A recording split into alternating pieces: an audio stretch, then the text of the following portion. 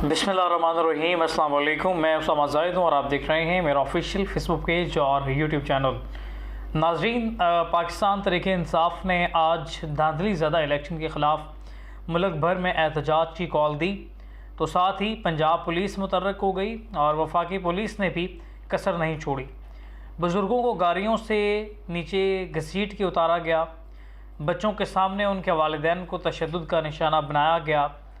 सिर्फ नंबर पूरे करने के लिए गाड़ियों के ड्राइवर्स की गिरफ़्तारी की गई। सिर्फ नंबर्स पूरे करने के लिए राहगीरों को गिरफ़्तार किया गया। कुछ ऐसे लोग जिन्होंने कहा कि हमारा तरीक़े इंसाफ से ताल्लुक़ ही नहीं है, उन्हें भी गिरफ़्तार किया गया। सिर्फ एक वजह है कि मरीम नवाज़ कहती हैं कि मुझे पंजाब में बेरहमी चाहिए जो मेरे ख़िलाफ़ आवाज़ बुलंद करेगा।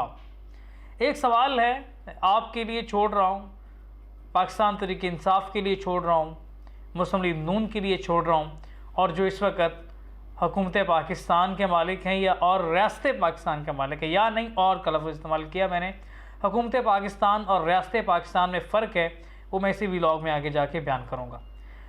पाकिस्तान एक ऐसी रियासत जिसके लिए हमने जानी दी हैं, एक ऐसी रियासत जिसके लिए हमारे आबा-ओ-अजदाद ने अपना मुस्तकबिल दाव पे लगाया, और सिर्फ दाव पे नहीं लगाया बल्कि मुस्तकबिल कुर्बान किया।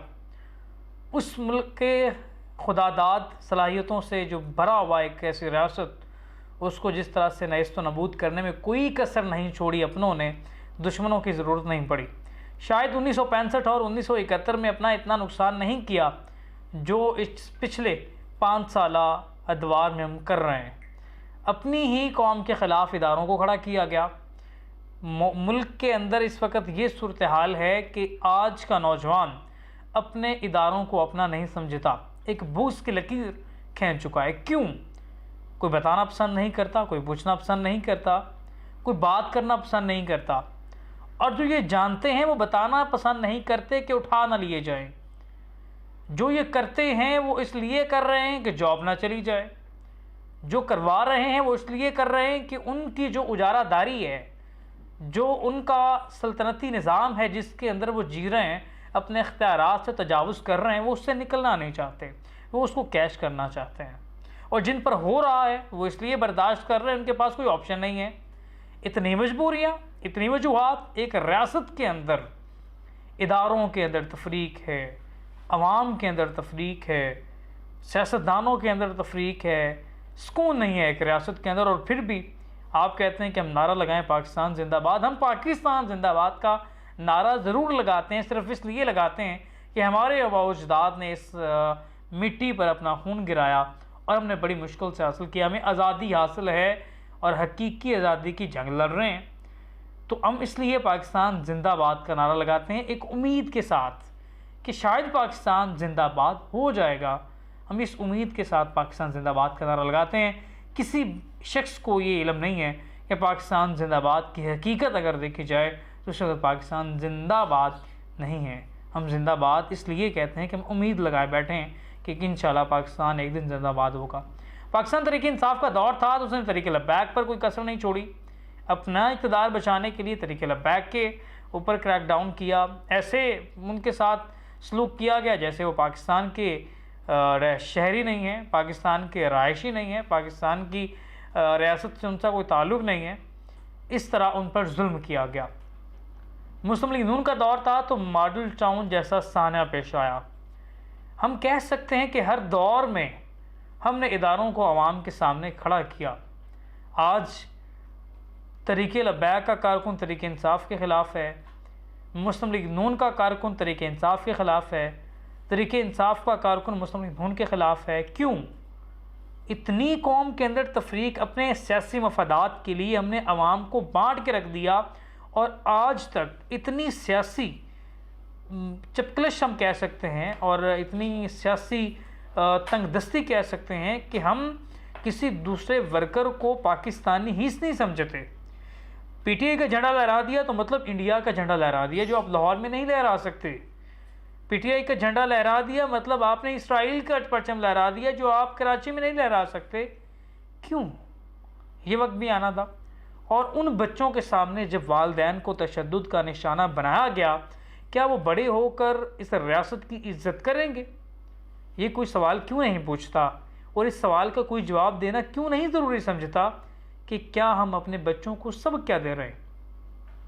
लाहौर के अंदर आज होने वाले एहतजाज के ख़िलाफ़ क्रैकडाउन ने आंखें खोल के रख दी हैं और आवाम को इदारों के सामने जिस तरह लाकर खड़ा कर दिया गया है, पंजाब पुलिस ऐसे लग रही है जैसे किराए के टट्टू हैं।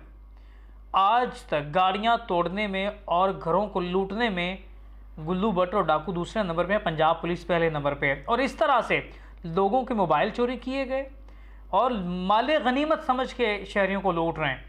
किसी को शहरी को गाड़ी से उतार कर गिरफ्तार किया, उसका मोबाइल जेब में डाल लिया। साथ ही पुलिस वाले कह रहे हैं कि भाई वापस कर दो, और वो जो है वो मुस्कुरा रहे हैं, ठट्ठे लगा रहे हैं, गाड़ियों को तोड़ रहे हैं जैसे बाप का माल है। अब जिस बंदे ने जमा पूंजी इकट्ठी करके गाड़ी ले ली है, उसकी गाड़ी को उसके बच्चों के सामने तोड़ दिया गया, उसको तशद्दुद का निशाना बनाया। क्या वो पाकिस्तान जिंदाबाद का नारा लगाएगा? कोई इन इदारों की इज़्ज़त करेगा? पंजाब पुलिस के लिए वो सलामी पेश करेगा? ये उम्मीद आप ना लगाएं, ये उम्मीद आपकी लगानी बनती नहीं है।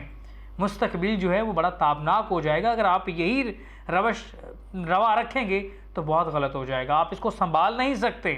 आप आने वाले वक्त से क्यों नाला हैं, क्यों भागते हैं, क्यों दूर हैं?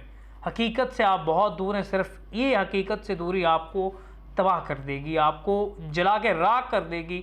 आप भागने के रास्ते तलाश करेंगे, आपको भागने की जो है रास्ते नहीं मिलेंगे। अगर इदारों को अवाम की ज़रूरत पड़ गई, खुदा न खास्ता, तो अवाम थूके भी नहीं जिस तरह से इदारे इनके साथ सलूक कर रहे हैं। मैं डरता हूँ उस वक्त से जब इदारों को अवाम की ज़रूरत पड़ेगी और अवाम पीछे हट जाएगी, अपने इदारों को पहचानने से इनकार कर देगी, सिर्फ इस वजह से कि मेरे बच्चों के सामने मुझे तशद्दुद का निशाना बनाया गया, मेरे घर की चादर चार दीवारी का तकद्दुस इस्तेमाल किया गया, मेरी जायदाद को जब्त किया गया, मेरे मोबाइल चोरी किए इन इदारों ने। तो वो कैसे आपके साथ खड़ा होगा? डरे उस वक्त से कि जब आप बुलाएंगे अवाम को, अवाम नहीं आएगी। आज अवाम आपकी इज़्ज़त करती थी, वो सैल्यूट करना भूल गई आपको। अवाम आपकी रिस्पेक्ट करती थी, इज़्ज़त करना भूल गई आपको मैंने अपने घरों से माइयाँ बहनें वो खाना लेकर आ रही हैं आपके लिए। गांव में आर्मी की जाती थी गाड़ियां तो दूध मक्खन लेकर आते थे। आज ये कल्चर ख़त्म कर दिया आपने। खुदा ना करे आपको कल अवाम की ज़रूरत पड़े और अवाम आपके पीछे ना चले। डरें उस वक्त से। आज वक्त है लोगों से दोबारा मिलें, लोगों को दोबारा जोड़ें, तमाम सियासी पार्टियों के से मिलें, उन्हें बताएं कि आपका सियासत से कोई ताल्लुक़ नहीं है, आप हकीकी मानों में सियासत से पीछे हटें। आपका काम सरहदों पे, आपका काम इस वक्त ये सियासत में नहीं है। सरहदों के मुहाफ़िज़ जब ईवान इक़्तिदार में आएंगे, ईवान इक़्तिदार में बैठने वालों की पुष्ट पनाही करेंगे, मोहसिन नकवी की सूरत में वज़ीर दाखिला बनाने की कोशिश करेंगे, तो फिर वही होगा जो नहीं होना चाहिए। अवाम इदारों से नफ़रत करेगी, अवाम इदारों से दूर होगी। हम नहीं चाहते। इदारे हमारे, ये हमने बनाए। अवाम अगर पीछे हट जाए, अवाम नहीं है तो इदारे कुछ नहीं है। 2% के इदारे हो जाते हैं। अवाम से इदारे हैं, कोई इदारा अवाम से बड़ा नहीं है। तमाम इदारे अवाम के ताबे हैं, तमाम इदारों को अवाम के ताबे होना पड़ेगा। अगर अवाम के ताबे इदारे नहीं होते तो इदारे अपनी मौत खुद क्रिएट कर रहे हैं और उसी में जल के राख हो जाएंगे। इदारों को ये सोचना चाहिए, अवाम से मोहब्बत लेनी चाहिए, अवाम को पहचानना चाहिए। किसी भी सियासी पार्टी का वर्कर हो, उसे पाकिस्तानी समझ कर इज़्ज़त देनी चाहिए।